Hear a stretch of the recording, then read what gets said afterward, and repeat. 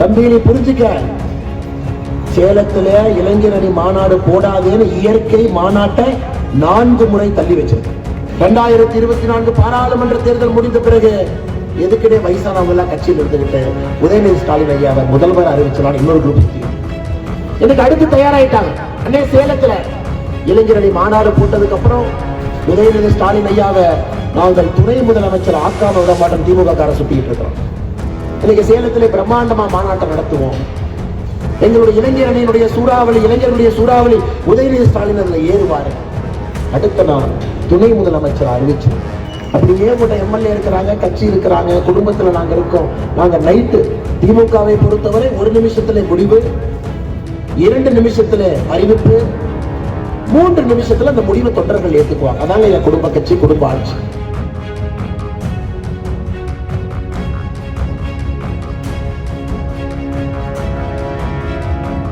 எனக்கு அடுத்து தயாராயிட்டாங்க.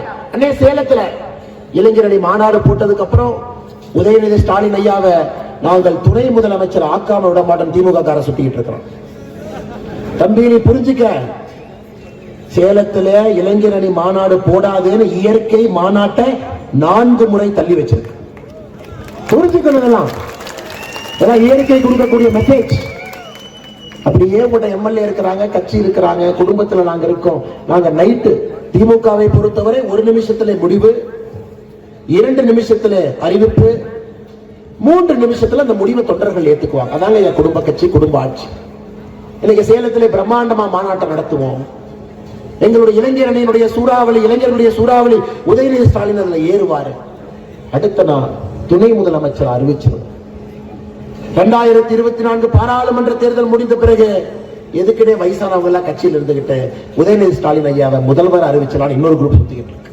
இது போன்ற செய்திகளை மேலும் தெரிந்து கொள்ள எங்களது யூடியூப், Facebook மற்றும் Twitter ஆப்களை சப்ஸ்கிரைப் செய்யவும்.